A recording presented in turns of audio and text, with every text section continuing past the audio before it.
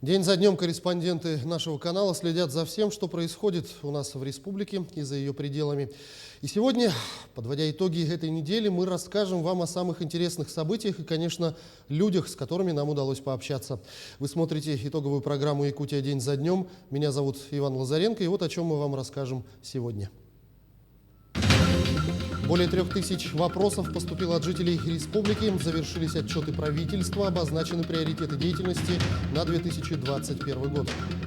Мы продолжим работу по восстановлению экономики, содействию занятости, поддержке предпринимательства, стимулированию инвестиционной и инновационной деятельности и повышению доходов жителей республики. Столица региона получит дополнительное финансирование из республиканского бюджета и новую дорожную технику.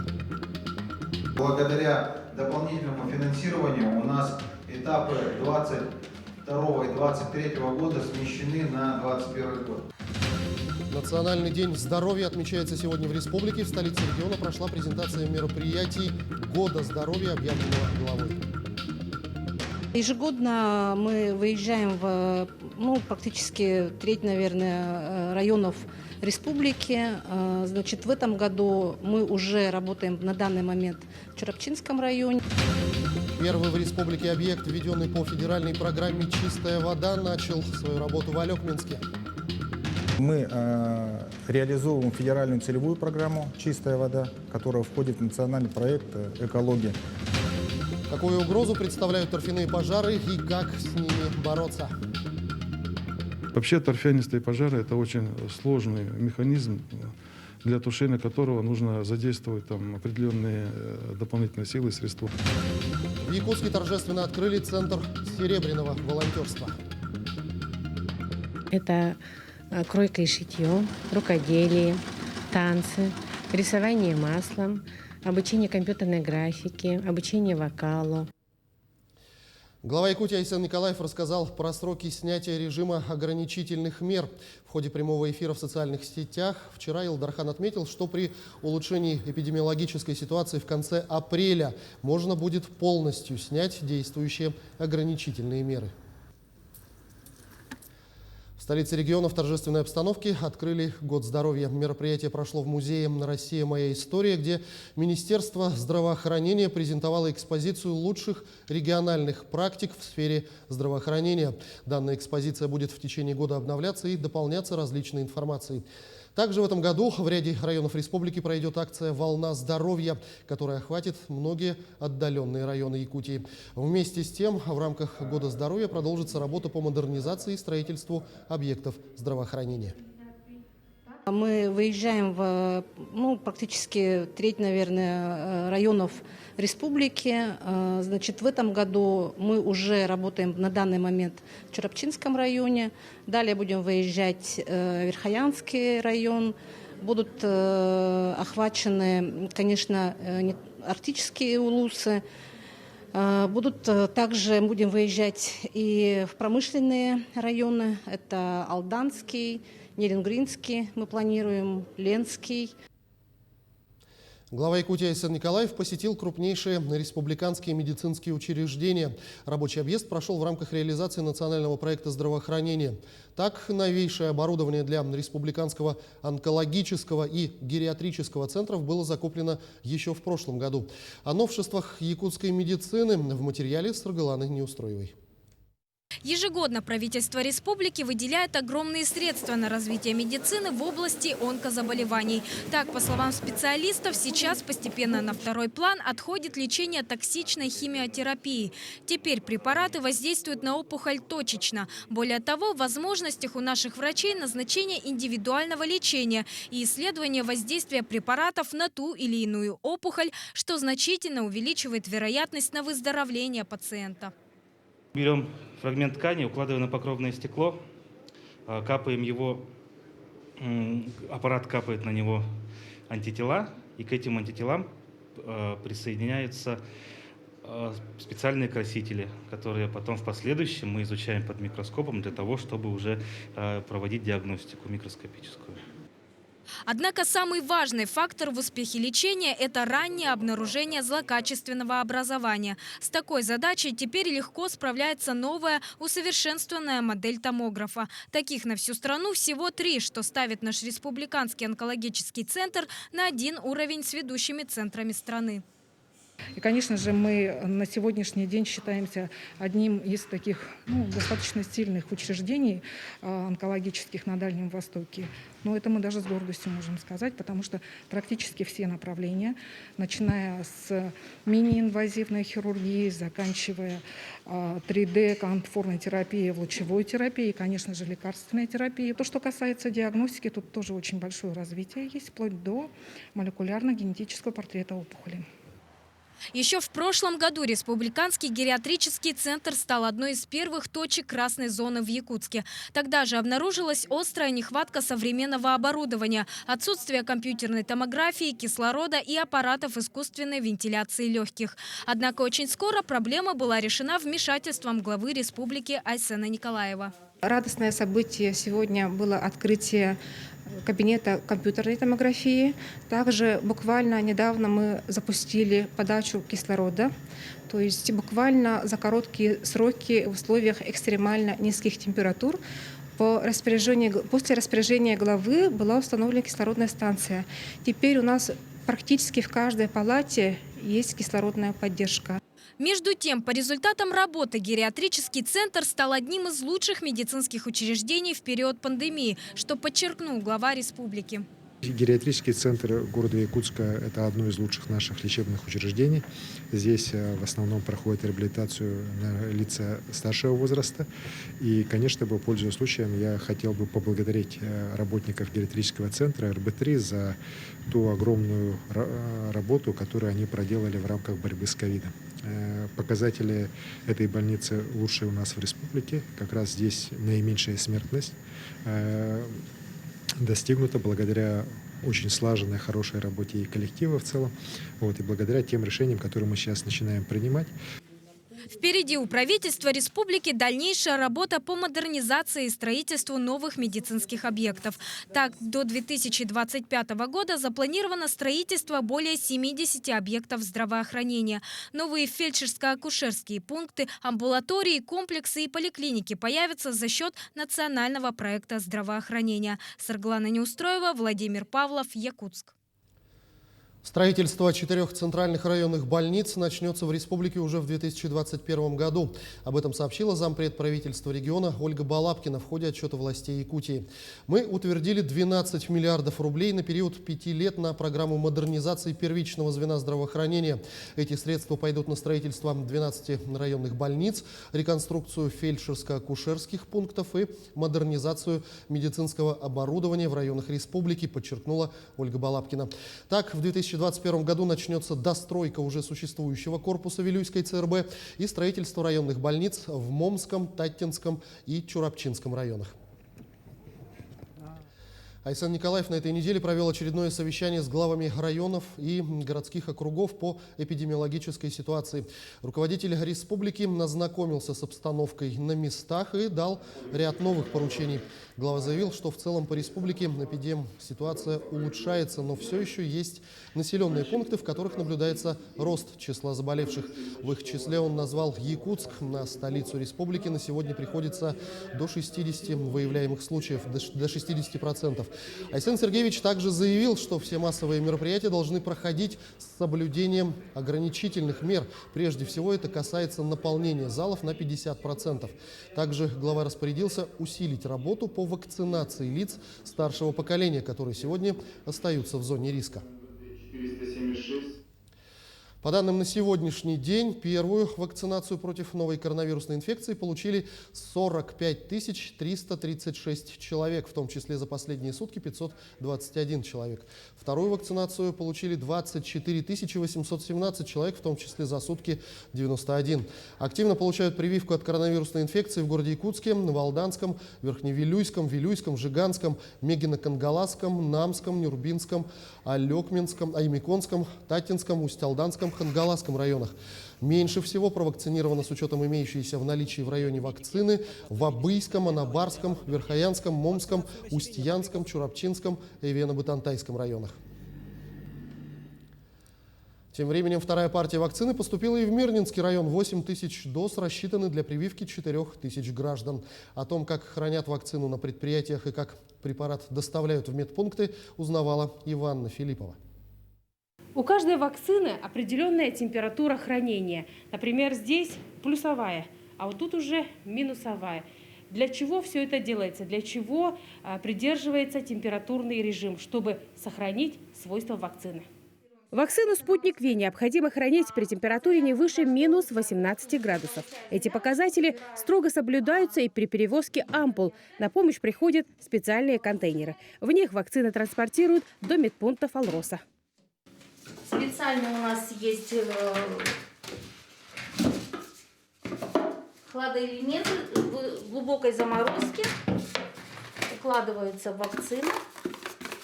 Быстро все делаем, для того, чтобы не нарушить холодовую цепь. Всего в Мирном работают 4 медпункта компании. В административном здании рудника «Мир», автобазы, Вилюйской экспедиции и Горняке. Все обеспечены специальными холодовыми камерами. Мы достаем вакцину. Она вот в таком замороженном виде. Это лед. Размораживается она 30 минут. Михаил Куропаткин перед вакцинацией прошел осмотр терапевта, ознакомился с противопоказаниями спутника Ви. Их несколько. Ставить прививку нельзя тем, у кого есть хронические заболевания в стадии обострения, аллергикам, беременным и недавно переболевшим COVID-19. Несмотря что выходной, если надо прийти, то надо. Те, кто не работает в «Алроса», могут бесплатно поставить укол в прививочном кабинете Центральной районной больницы. Все желающие записаться на вакцинацию могут позвонить по телефонам 22 902 22 641. Также запись мы производим на портале госуслуги. И записаться можно при личном обращении в кабинет номер 417 взрослой поликлиники. Наши операторы обрабатывают заявки в порядке их поступления. Далее мы связываемся с заявителем для определения даты и времени получения вакцины. Во время обработки заявок приоритетными являются заявки, поступившие от граждан старше 65 лет. Медики уверяют, вакцины хватит всем. Привиться смогут все желающие. Иванна Филиппова, Алексей Меркулин, Александр Еремин, телеканал «Алмазный край». Сейчас мы прервемся буквально на минуту. Не переключайтесь и смотрите далее в программе. Опасность таят в себе торфяные пожары и как бороться с этим явлением. Дальний Восток становится доступнее. 2 новых направления открывают в этом году железные дороги Якутии.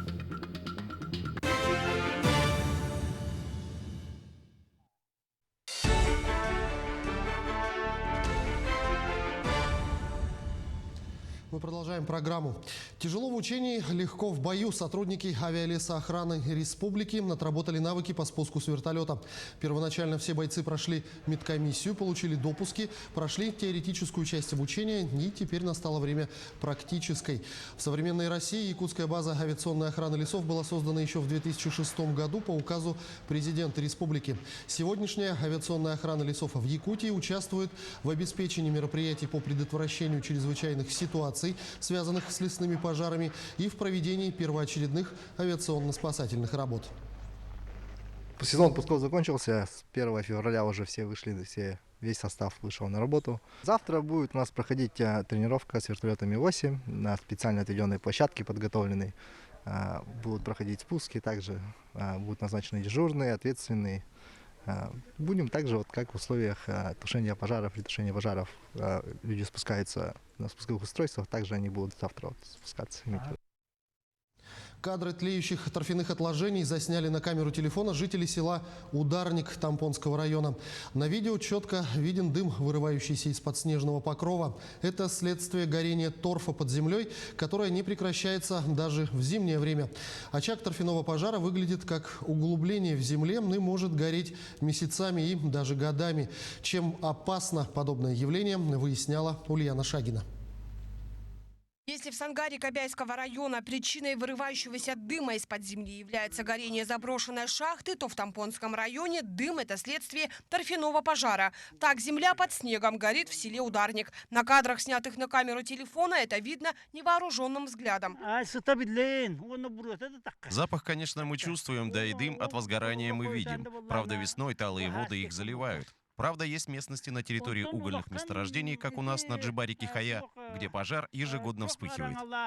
На схеме разреза земли наглядно можно увидеть, как выглядит торфяной пожар, при котором горит именно слой торфа. Его состав включает в себя все природные горючие материалы – ветошь, хвою, шишки, сучья и многое другое. Очаг торфяного пожара выглядит как углубление в земле и может гореть месяцами и даже годами. Контролируют его распространение, а в случае чего и тушение – природоохранные органы. Вообще торфянистые пожары – это очень сложный механизм, для тушения которого нужно задействовать там определенные дополнительные силы и средства.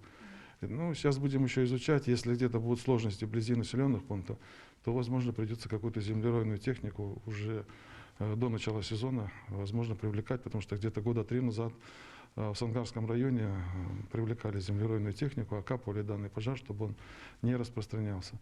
Основную же работу по их тушению берут на себя талые весенние воды, поэтому важно наблюдать за толщиной снежного покрова, утверждают специалисты. Помогает контролировать пожары и спутниковая система. Прямо из космоса данные о термоточках поступают на пульт диспетчера. Вчера в 6 утра приблизительно по местному времени наблюдались термоточки, однако сейчас они уже не фиксируются.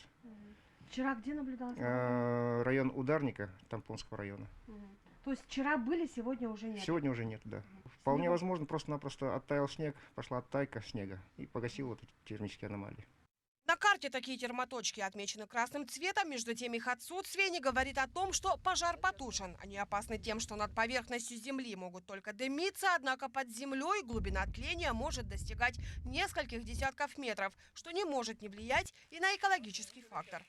Подземные пожары не столь широко распространенное явление в Якутии, как, например, в европейской части, например, в Подмосковье. Их заметно меньше, чем там. И их намного меньше, чем наземных пожаров. Ущерб от наземных пожаров в природе на порядке выше.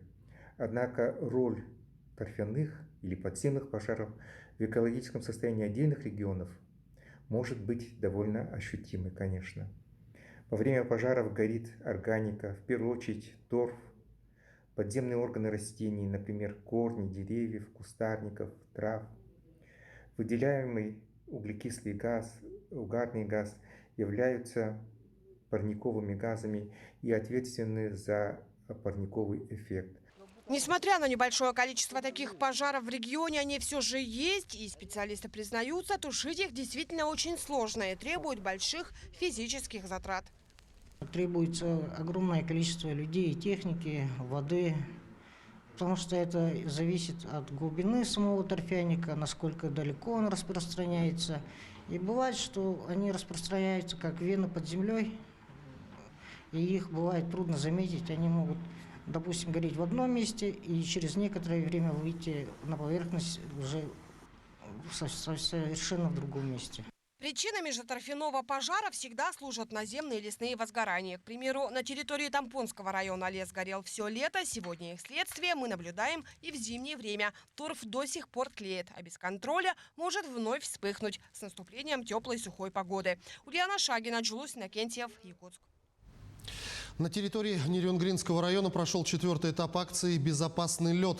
Целью акции является недопущение происшествий, связанных с провалом автомобильного транспорта и людей под лед, повышение эффективности проведения профилактической работы с населением по правилам безопасного поведения на водных объектах в зимний период. За текущий зимний период Нерюнгринский инспекторский участок Государственной инспекции по маломерным судам МЧС совместно с Нерюнгринским поисково-спасательным отрядом 3 раза реагировали на сигналы о происшествиях, связанных с блокировкой транспортных средств в наледи. Спасатели оказывают практическую помощь, инспектора фиксируют факт происшествия, устанавливают обстоятельства, производят фото-видеофиксацию. Далее составляется акт для привлечения виновных к административной ответственности. Люди выезжают детей на бананах покатать, люди выезжают на рыбалку. Сезон сейчас начнется, я думаю, что у нас работы еще добавится, к сожалению. Много лет работаем, много лет объясняем, даем статьи.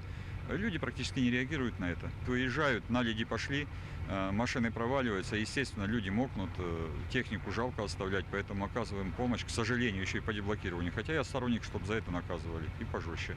В ходе акции «Безопасный лед» проводятся межведомственные рейды с административной комиссией, охраной природы, Нерюнгринским поисково-спасательным отрядом. Проводится информационно-разъяснительная работа среди населения, а также занятия и инструктажи в образовательных учреждениях. Детям доводится информация о том, что по правилам безопасного поведения на льду доводится такая информация, когда можно выходить на лед, когда нельзя выходить на лед, как определить толщину льда. Дается информация о методах спасения, о методах самоспасения. Конечно же, напоминаем о телефонах служб спасения. Напомним, что за выезд транспортного средства на лед в период ограничений грозит административная ответственность с наложением штрафа. Государственная инспекция по маломерным судам МЧС призывает граждан воздержаться от выезда на несанкционированные ледовые переправы. Существует вероятность провала техники в наледь. Ирина Кичигина, Вадим Барашков, Нерюнгри. Железные дороги Якутии запустили дополнительный плацкартный вагон беспересадочного сообщения по маршруту Нижний Бестях и Иркутск. Продажа билетов уже открыта. Первый поезд отправился из Нижнего Бестяха сегодня. Стоимость проезда в плацкартном вагоне из Нижнего Бестяха до Иркутска составит 5615 рублей. По маршруту Нижний Бестях-Иркутск будут курсировать купейные и плацкартные вагоны с равномерным чередованием в течение месяца. Стоимость же поездки на скором поезде от якутского поселка Нижний Бестях до Владивостока составит от 4500 рублей. Ориентировочно время в пути до Владивостока составит 2,5 суток. Стоимость проезда в купейном вагоне составит от 7000, а в плацкартном от 4,5. Запуск скорого поезда Нижний Бестях-Владивосток планируется уже в этом году. Это позволит повысить качество транспортного обслуживания населения и улучшить связи между регионами Дальнего Востока. Глава Якутии Айсен Николаев на этой неделе рассмотрел предварительные итоги финансово-хозяйственной деятельности за 2020 год и планы на 2021. Корпорации развития республики, венчурная компания «Якутия» и технопарка «Якутия». По мнению Айсена Николаева, деятельность институтов развития республики крайне важна для экономики региона, в особенности в части поддержки стартапов и компаний на ранней стадии роста, а также приоритетных отраслей креативной экономики. По итогам рассмотрения деятельности республиканских институтов развития Айсен Николаев отметил, что компании неплохо справляются с поставленными задачами, особенно учитывая, что 2020 год был непростым. Сейчас компании находятся на стадии быстрого роста, поэтому назрел вопрос разработки конкретных механизмов по их дальнейшему развитию. В городе Алекминске прошло торжественное открытие водоканала. В ходе реализации федеральной программы «Чистая вода» завершен первый этап работ. Отмечу, это первый объект в республике, открытый по федеральной программе «Чистая вода» национального проекта «Экология». Все подробности в материале далее. Чистая вода – залог здоровья. Этот год был объявлен главой республики годом здоровья. И символично, что именно в 2021-м торжественно был открыт водоканал в городе Алекминске. Мы реализовываем федеральную целевую программу «Чистая вода», которая входит в национальный проект «Экология». Впервые в истории на территории нашей республики реализовывается данная программа. Это первый объект республики, открытый по федеральной программе «Чистая вода», подчеркнул Виталий Семенович. Вопрос по качеству воды ставился жителями Алекминска на протяжении многих лет. Сегодняшнее открытие – важный этап для каждого. Отрадно, что наш район участвует в подобных федеральных целевых программах и дает нашим жителям возможность пользоваться качественной водой. Сегодня мы закончим реализацию первого этапа по данной программе. После экскурсии по водоканалу в режиме ВКС алекминчан поздравил глава республики Айсен Сергеевич Николаев. Он же дал команду «Пуск». В рамках нацпроекта мы запустили региональный проект «Чистая вода». Согласно проекту стоит задача по итогам 2024 года обеспечить 76% населения практически республики чистой питьевой водой.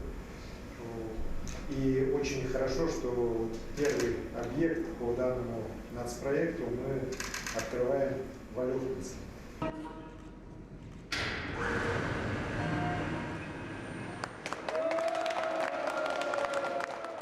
В этом году мы можем сказать, что 1 марта будем после реконструкции в рамках благополучия населения Вилюйской группы улусов, это уже региональная программа, будем открывать станцию в селе Верхневилюйск.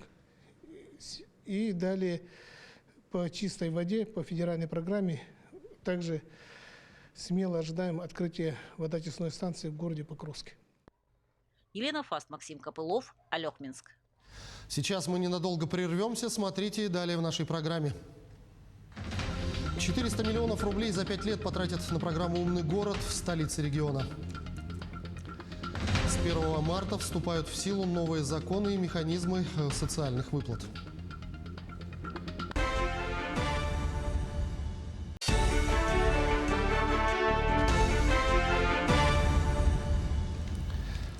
Продолжаем выпуск. Порядка 3000 вопросов от жителей поступило в ходе отчета правительства республики, который прошел в онлайн-формате с 6 по 27 февраля.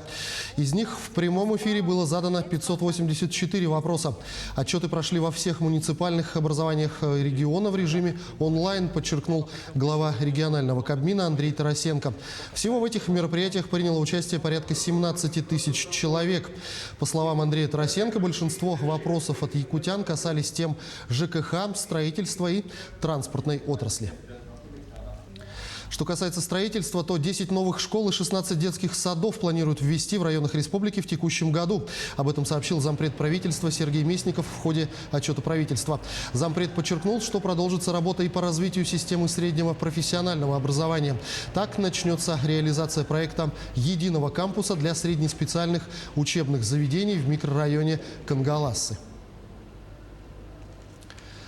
Тем временем на этой неделе в Ингинском наследии Тампонского района состоялось открытие детского сада «Буратино», построенного по программе общественного движения добрых дел «Моя Якутия в 21 веке». Это торжественное событие для жителей села Новый, которые ждали более полувека. Сюжет Марии Винокуровой. С открытием нового здания детского сада «Буратино» на 35 мест поздравили заместитель министра образования и науки Владимир Тихонов, руководитель общереспубликанского движения добрых дел «Моя Якутия в 21 веке» Александр Петров, глава района Яков Степанов, председатель райсовета Илья Шадрин, глава Ингинского наследия Иван Захаров. Впереди еще у нас будут работы по благоустройству, это уличное освещение, тротуар, у нас еще все это еще впереди. И это у нас еще, все это у нас будет.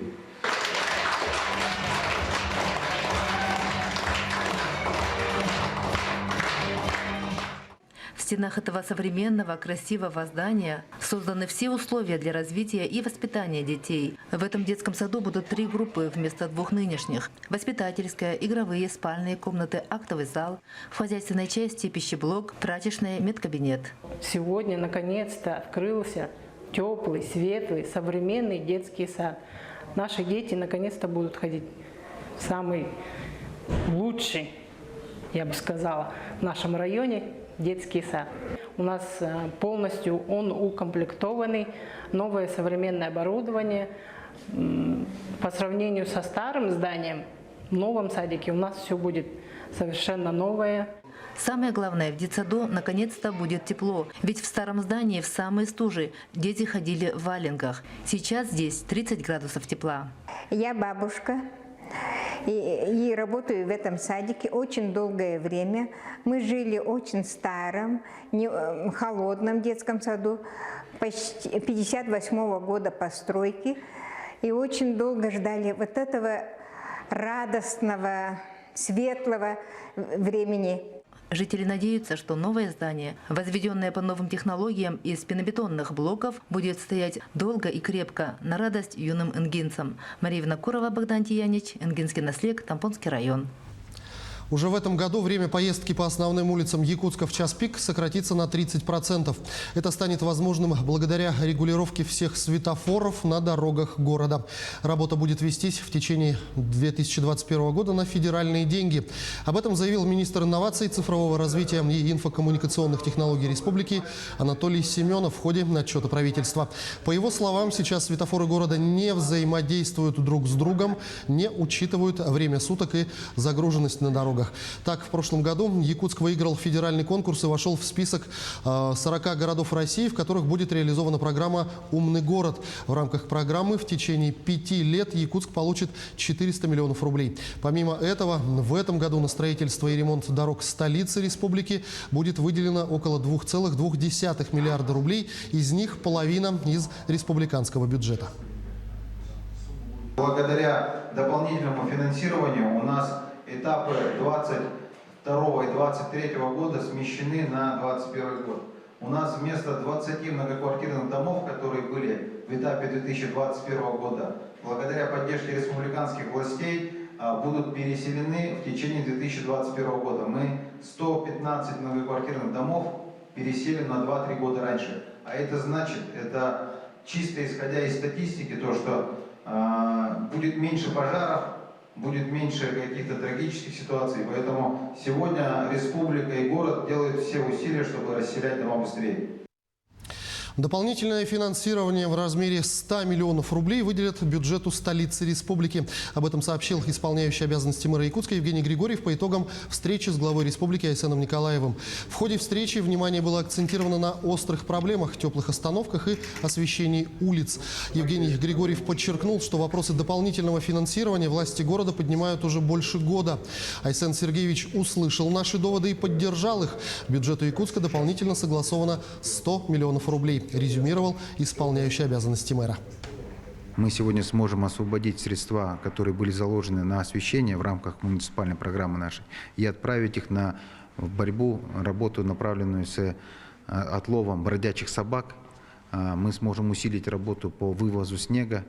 Мы сможем сегодня потратить больше времени, средств и сил на работу по санитарной очистке города Якутска. Также Евгений Григорьев осмотрел приобретенную для города новую дорожную спецтехнику. При поддержке городских властей парк многопрофильного предприятия «Якутдорстрой» пополнился современными моделями асфальтоукладчика, фрезы для снятия верхнего слоя асфальта и дорожными катками. Новая техника будет эксплуатироваться как в текущем ремонте городских дорог, так и на объектах нацпроекта «Безопасные и качественные автомобильные дороги». «Якутдорстрой» будет оказывать услугу подрядчикам в рамках реализации этого нацпроекта, отметил Евгений Григорьев. С наступлением нового месяца жителей традиционно ждут новшества и изменения. В следующем месяце в России вступит в силу несколько новых законов. Далее отметим главные изменения с 1 марта 2021 года. 1 марта станет последним днем, когда действуют некоторые временные меры, введенные в период пандемии. Начиная со 2 марта не действует беззаявительный порядок назначения детских пособий малообеспеченным семьям. Речь о выплатах на детей, родившихся с 1 января 2018 года в семьях со среднедушевым доходом ниже 2 прожиточных минимумов. Для продления такой выплаты на новый срок нужно будет снова подавать заявление. Семьи также будут обязаны извещать органы соцзащиты и Пенсионный фонд о смене места жительства, фактического проживания и об обстоятельствах, которые влекут прекращение выплат. В самом конце месяца, 31 марта, завершается срок действия еще нескольких мер поддержки россиян, которые были введены на период пандемии.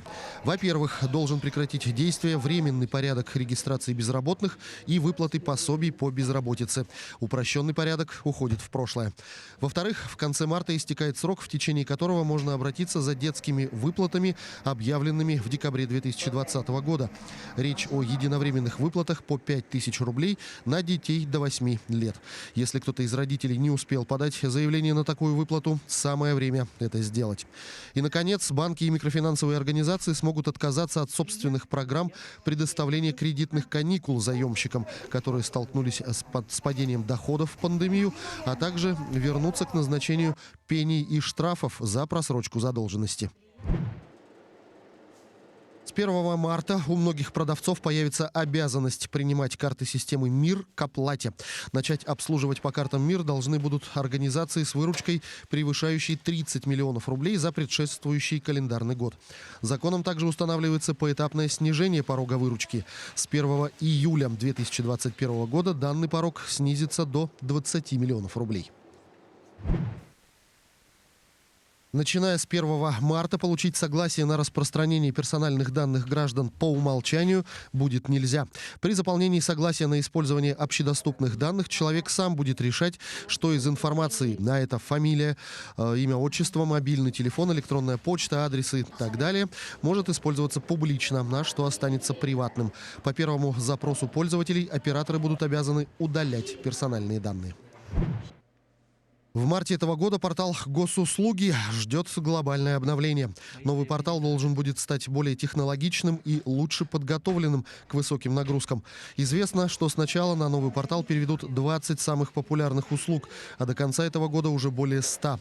На госуслугах появится голосовой помощник, изменится оформление личного кабинета. Появятся тематические приложения «Авто», «Здоровье» и «Дом».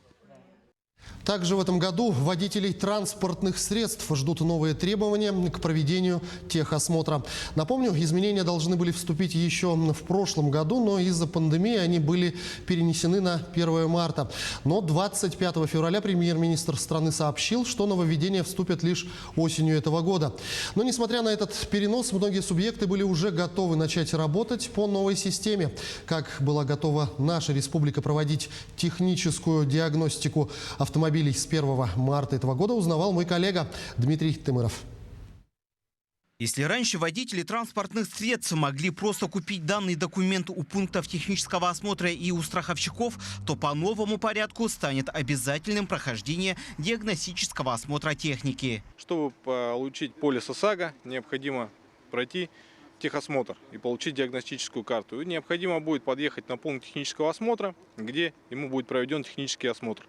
Реальный технический осмотр, а не как это было до принятия поправок. На сегодня пункты технического осмотра готовы принять и работать с водителями транспортных средств по новым требованиям. Как отметили в ГИБДД, сегодня на территории Якутии лицензию на право выдавать новый документ готовы уже 28 диагностических пунктов. По новой версии редакции каждый эксперт будет заходить по электронной цифровой подписи. Вот она. Кроме того, диагностическая карта ничем отличаться не будет от предыдущей версии, кроме двух моментов. Нужна будет фотография, но здесь тестовая версия, здесь реально автомобиль не фотографировался. Будет фотография в начале осмотра и будет фотография в конце осмотра. Вместе с тем, сейчас пункты технического осмотра за час осматривают сразу несколько автомашин. То в новом порядке все будет регламентировано. На диагностику каждого автотранспорта отводится определенное время. Время будет составлять легковая машина 30 минут, автобус 68 минут.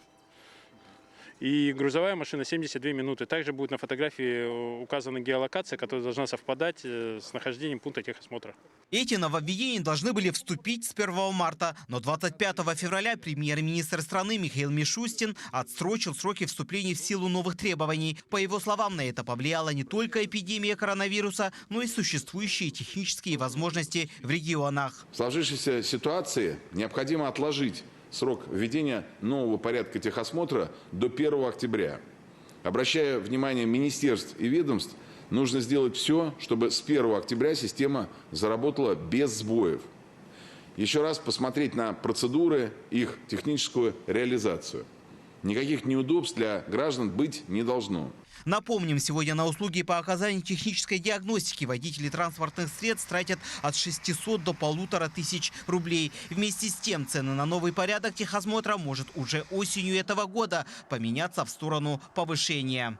Официально техосмотр стоит легковая машина категории Б М1 стоит 602 рубля, категория Б Н1 стоит 642 рубля, грузовая машина до 12 тонн стоит 1262 рубля, грузовая машина свыше 12 тонн 1365 и автобус 1445.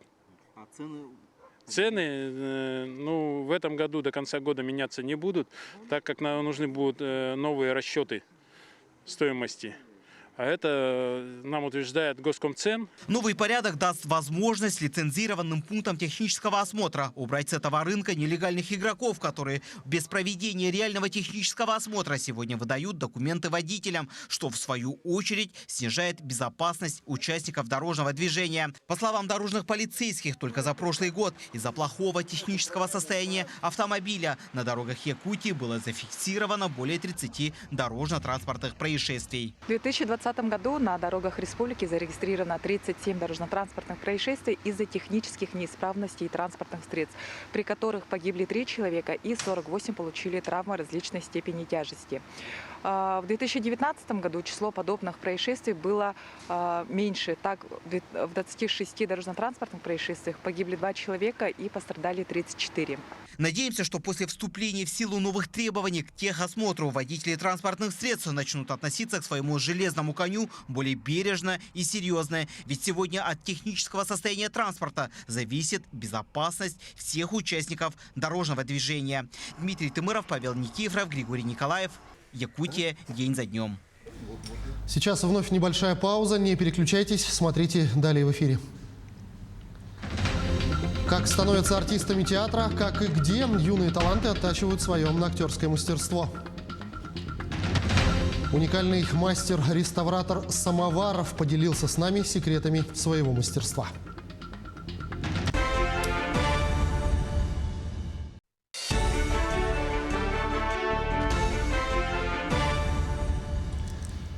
Продолжаем выпуск. «Молоды душой». В Якутске торжественно открыли Центр серебряного волонтерства, который посвящен 60-летию первого в мире полета человека в космическое пространство. Цель создания центра – это поддержка пожилых людей с активной жизненной позицией.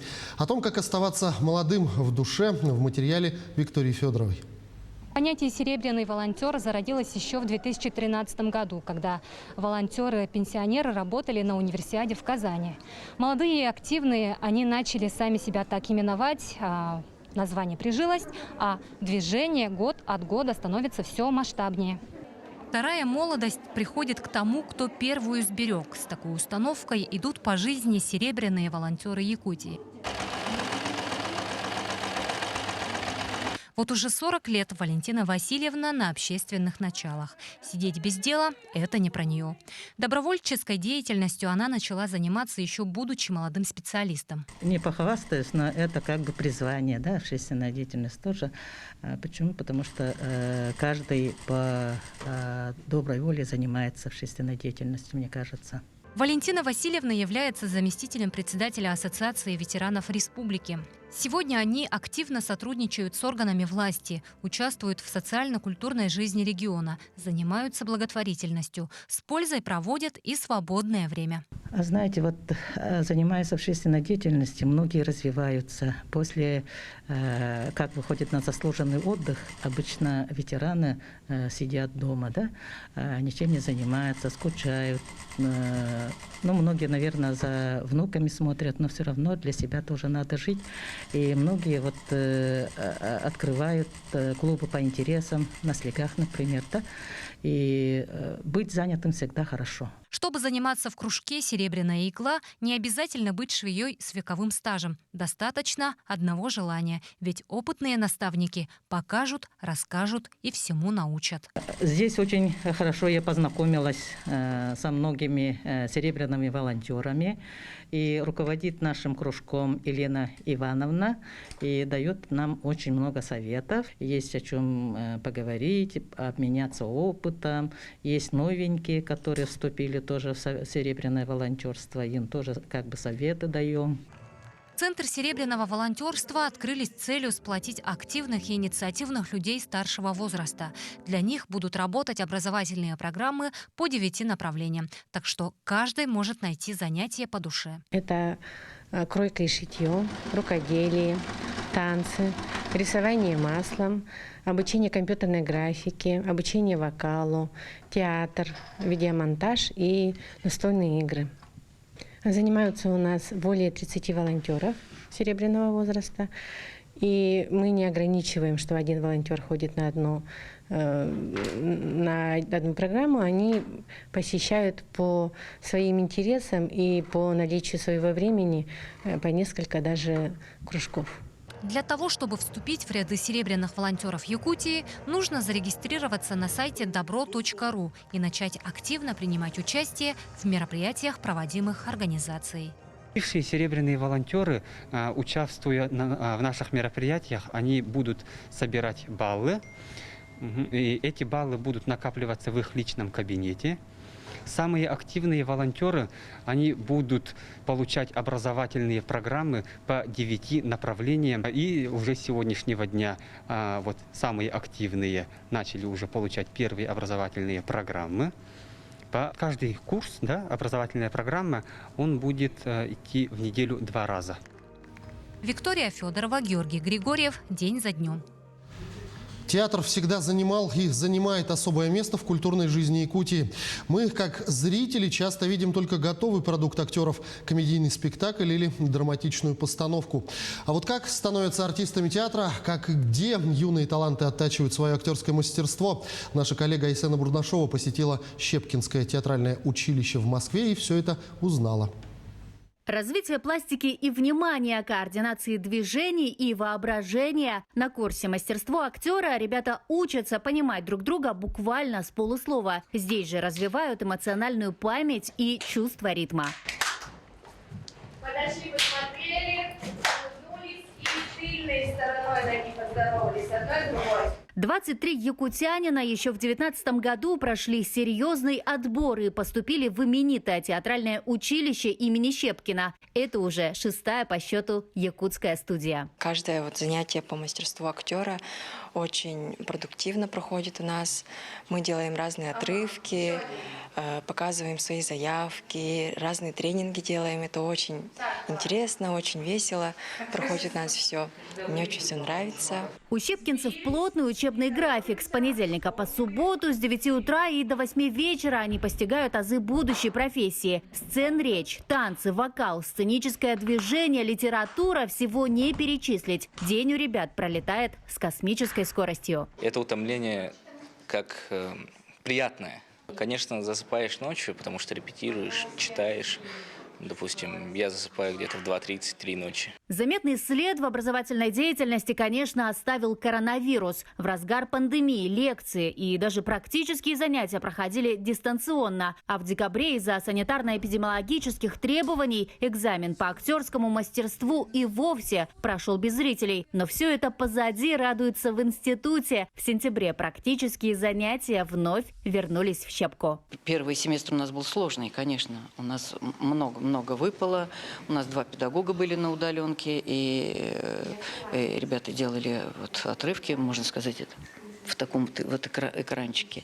Но, слава богу, это было удивительно, что мы за такой короткий срок сделали очень хороший экзамен. Потрясающе сдали сессию на удаленке, они уехали, и много отличников, совсем нет троечников. Щепкинцы рассчитывают, что учеба и дальше пойдет по классическому сценарию. Главное, отмечают ребята, чтобы практика проходила в стенах института, а экзамены со зрителями.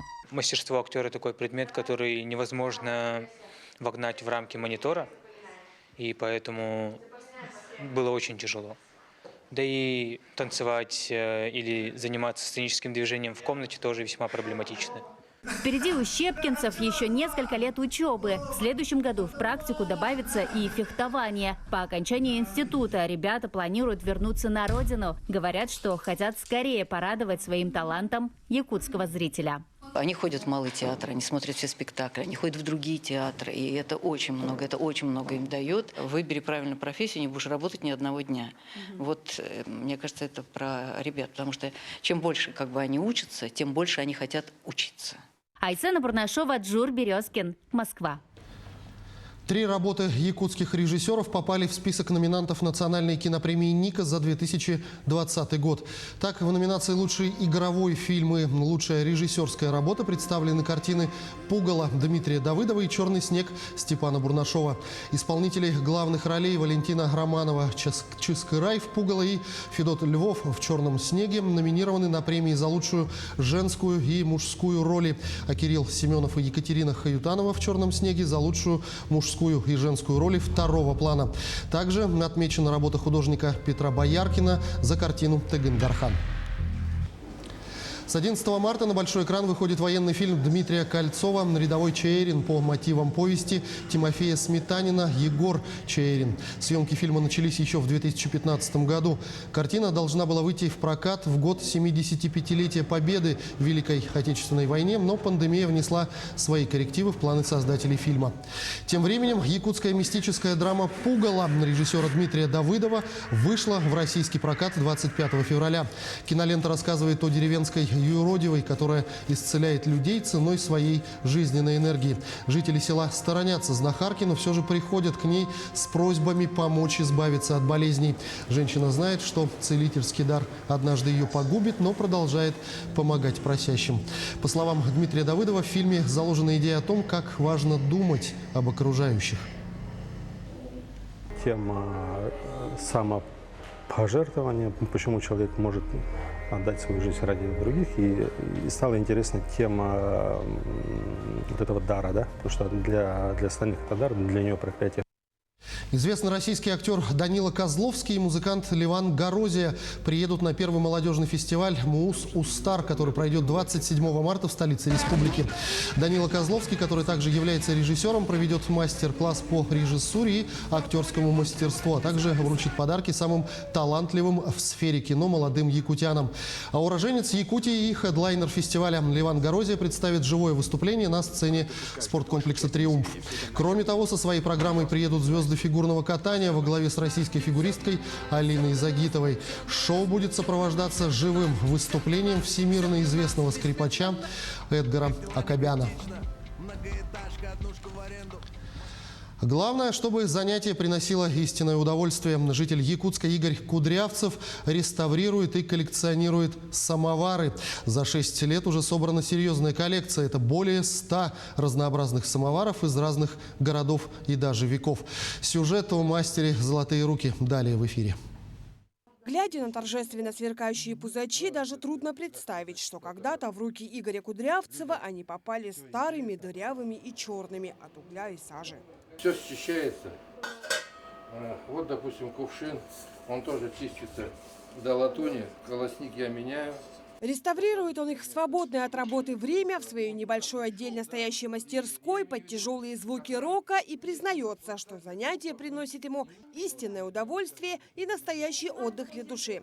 Свое необычное хобби Игорь начал всего 6 лет назад и уже собрал серьезную коллекцию, а это более 100 самоваров разных годов и даже веков. Я их покупаю в интернете или аукцион «Мешок». Есть группа там у нас. Ну и все, я его разобрал, там поставил, комплектую. Вот на этот я уже тоже года, наверное, 3, я не могу на него найти подходящего крана, чтобы он был родной.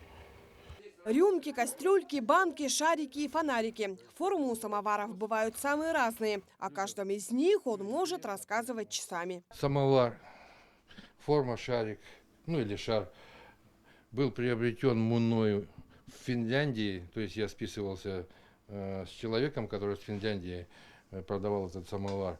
Выпуск этого самовара, я думаю, конец 19-го, начало 20 века.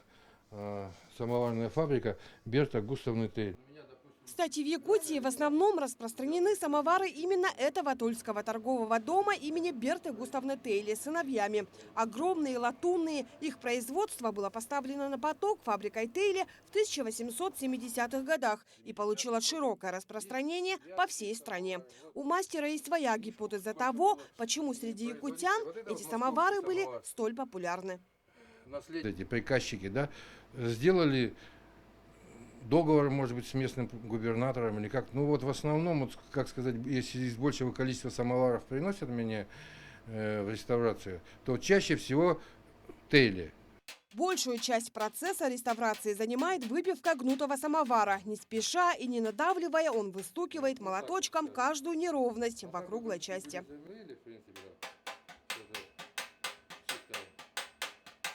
Затем нужно все отшлифовать и помыть в специальной емкости. Чтобы отлить или наточить недостающий конус от краника или деревянную ручку, часто приходится обращаться и коллегам из других городов страны.